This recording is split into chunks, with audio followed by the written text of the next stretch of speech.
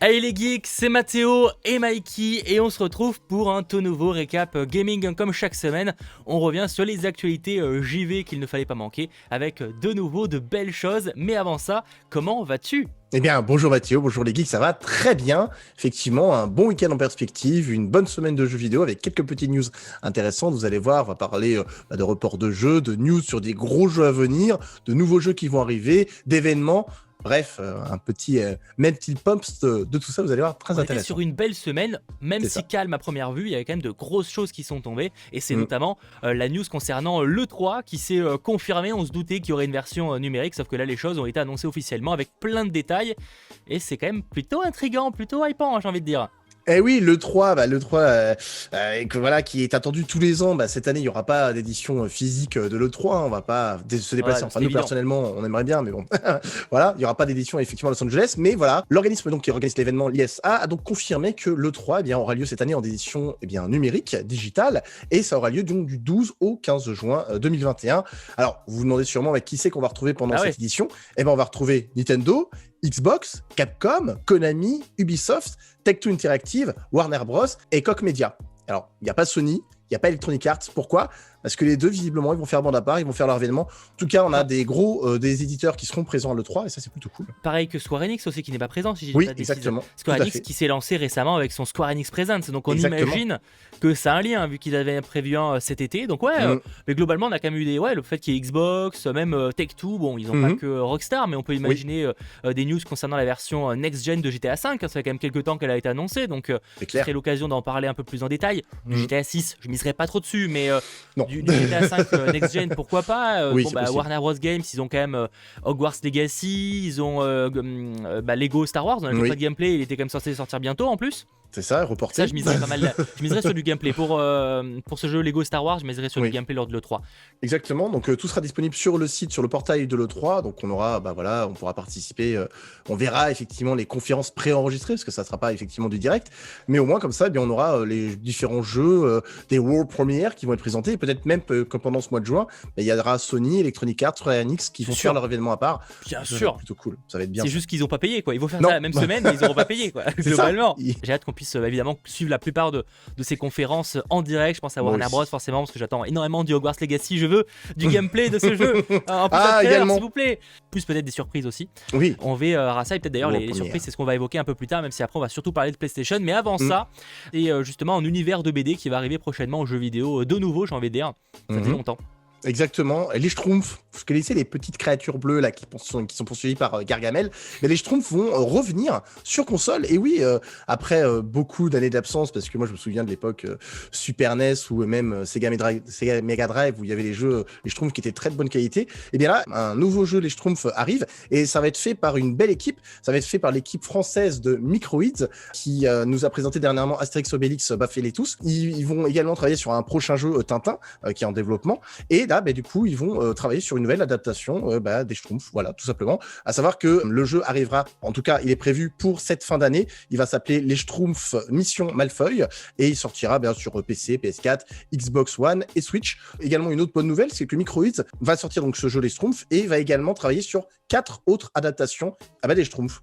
Donc, on va avoir des Schtroumpfs sur différentes années, je pense. Voilà. Ouais, ça va s'étaler sur quelques années, mais ok. C'est ça. Ils ont signé pour 4 jeux vidéo supplémentaires sur la licence Les Schtroumpfs. Voilà, donc si c'est comme on a vu Astérix Obélix, Baffez-les tous, fait à la main, dessiné entièrement, ça peut être très intéressant. Exactement, et rendez-vous donc dans quelques temps. Alors, justement, en parlant de rendez-vous dans quelques temps, ça va être le cas également de cette exclue PlayStation 5, Deathloop, qui est attendu quand même depuis pas mal de temps. En plus, c'est un vrai délire ce jeu, étant donné qu'il est édité en partie par Bethesda. Enfin, c'est un vrai truc un peu compliqué. Et il est reporté. Et ça pue. C'est chiant. Oui, effectivement, il est encore reporté. Il est développé par les chers Français d'Arkane Studio, une équipe française, effectivement édité par Bethesda.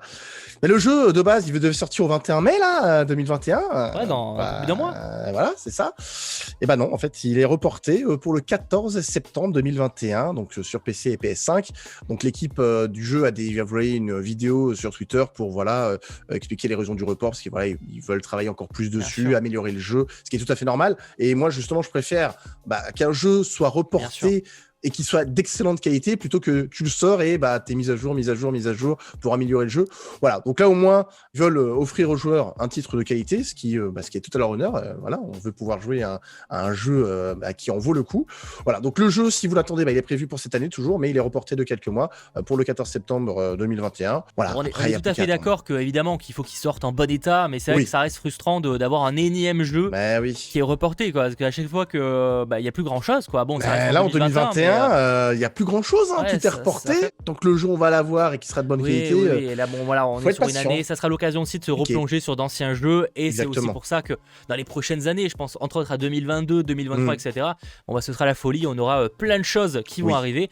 Et notamment, on va en parler, un PlayStation qui prépare des tonnes de choses à l'avenir, et dans un très gros article de Bloomberg, on a eu plein d'informations, dont certaines assez intrigantes. Effectivement, Jason Schreier, le célèbre journaliste qui travaille actuellement pour Bloomberg, a donné pas mal d'informations intéressantes concernant The Last of Us et Uncharted. Alors, on va trier ces informations correctement. Déjà, concernant The Last of Us, il semblerait qu'il y aurait un remake qui arriverait pour The Last of Us sur PS5. Le jeu est déjà sorti en 2014 sur PS3. Il est arrivé ensuite en version remasterisée sur PS4. Et donc là, ça serait une version, vraiment un remake du premier jeu, pas vraiment une version remasterisée. L'année dernière, en été 2020, la production aurait été relancée pour justement ce remake avec justement Naughty Dog, toujours en collaboration avec le studio Sony San Diego pour ce remake de The Last of Us. Voilà, donc première info assez intéressante. Ouais, je suis toujours un peu mitigé sur le fait d'avoir, est-ce que le jeu a vraiment besoin d'un remake, est-ce qu'un remaster 4K 60 FPS n'était pas suffisant? Je ne sais pas. Je me pose la question, parce qu'en fait une version remake, c'est vraiment, ils vont tout changer, ils le retravaillent au code source, il y a un travail de fond, Après, bon, moi je vois ça plutôt comme un bonus pour ceux qui par exemple n'auraient pas fait le jeu à la base ou qui voudraient le redécouvrir. En soi, pourquoi pas. J'avoue que sur le papier ça paraît pas forcément très utile. Après le jeu commence un petit peu à dater aussi, donc finalement bon, why not. Ça serait peut-être aussi l'occasion de rendre ça cohérent avec la série qui va sortir, on le suppose, en 2022 de HBO, donc peut-être qu'il y a quelque chose qui est lié à ça. Bon, j'ai envie de croire dans les équipes de Naughty Dog, mais je comprends que c'est un peu mitigé comme idée. Voilà.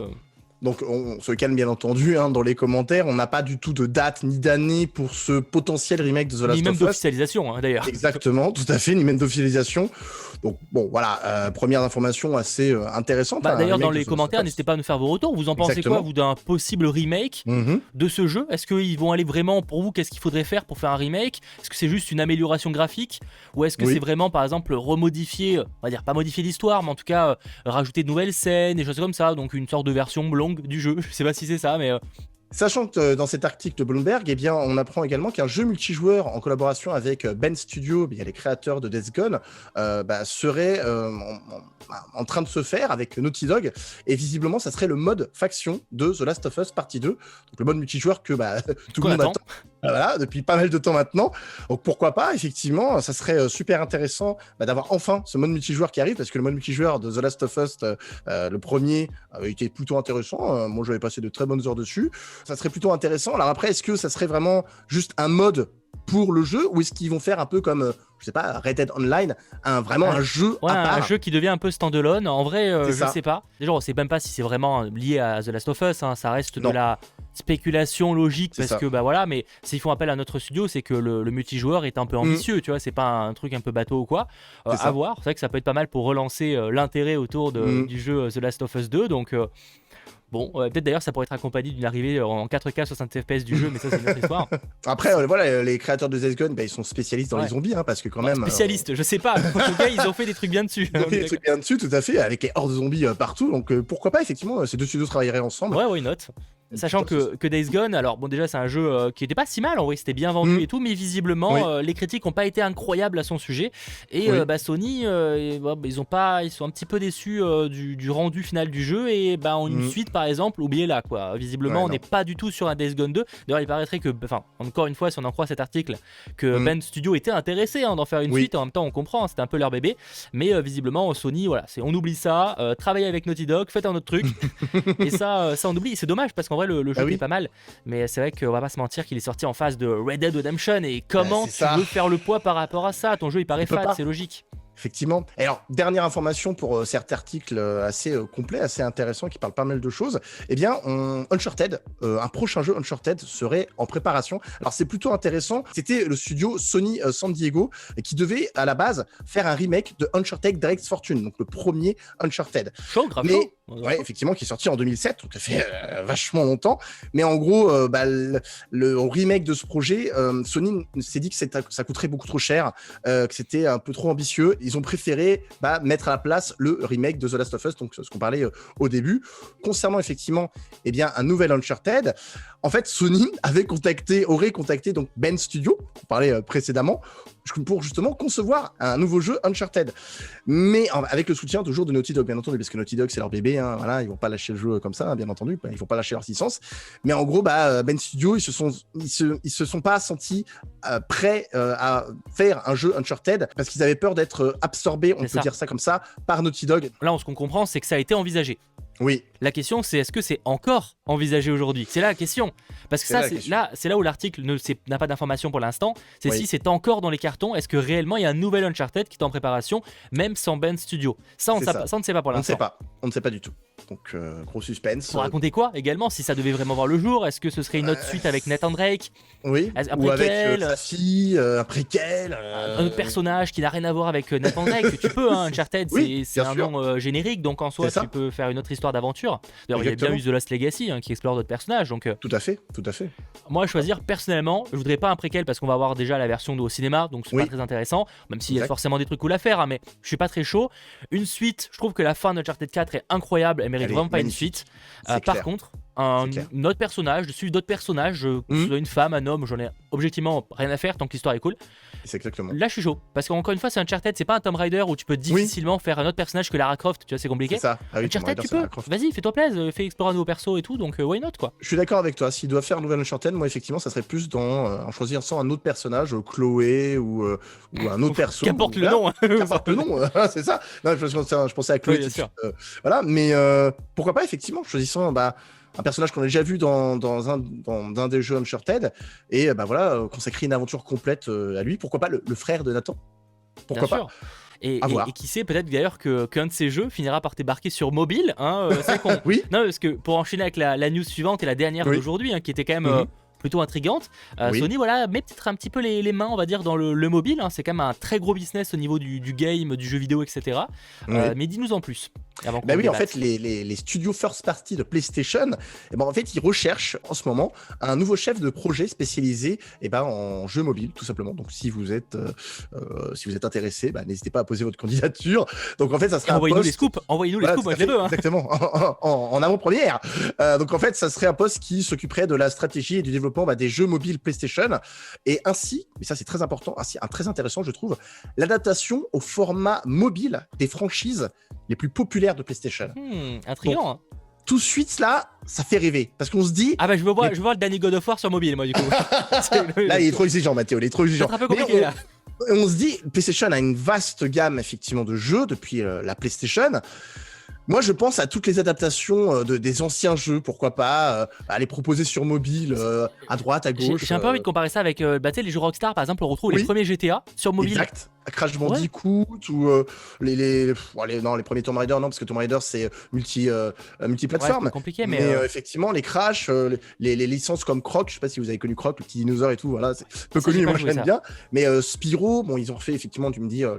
Après, il faut voir une question de droit, mais il y a plein de choses. Voilà, il y a plein de choses. Même les premiers God of War en soi. Exactement, les premiers God of War. Après, à voir si c'est ça la politique ou si c'est c'est faire de nouveaux jeux, parce que là c'est aussi autre chose. De nouveaux jeux, tout à fait. C'est vrai qu'en soi, ils pourraient faire des jeux pensés pour le mobile. Je veux dire, on a bien Nintendo qui s'est mis aussi avec le jeu Animal Crossing, avec Mario Kart. Avec Mario Kart, tout à fait, exactement. Voilà. Finalement, pourquoi PlayStation ne ferait pas la même chose également en s'inspirant de leurs licences populaires, faire des jeux mobiles adaptés pour tous. Pourquoi pas? Ça serait intéressant de voir effectivement ce qu'ils pourraient proposer. Donc là, vous vous doutez bien, vu qu'ils sont en train de chercher un chef de projet, ça sera pas tout de suite la sortie des jeux mobiles ou l'adaptation. On spécule de ouf sur une info. Tout à fait. Voilà. J'espère en tout cas que ce récap gaming vous aura plu. Si c'est le cas, n'hésitez pas à lâcher le petit pouce vers le haut, mais également à vous abonner à la chaîne et à nous rejoindre sur nos différents réseaux sociaux, ceux de Mikey, mais également les miens. Les liens sont évidemment dans la description. En tout cas, merci Mikey de nous avoir partagé ces nombreuses actualités. C'était très très cool. C'était un plaisir, comme d'habitude. Et on se retrouve évidemment la semaine prochaine pour toujours plus d'actu et passer un très bon fin de week-end, voire un bon début de vacances pour certains. Bref, à très vite. C'était votre geek Mathéo et Mikey. Ciao tout le monde. Salut les geeks.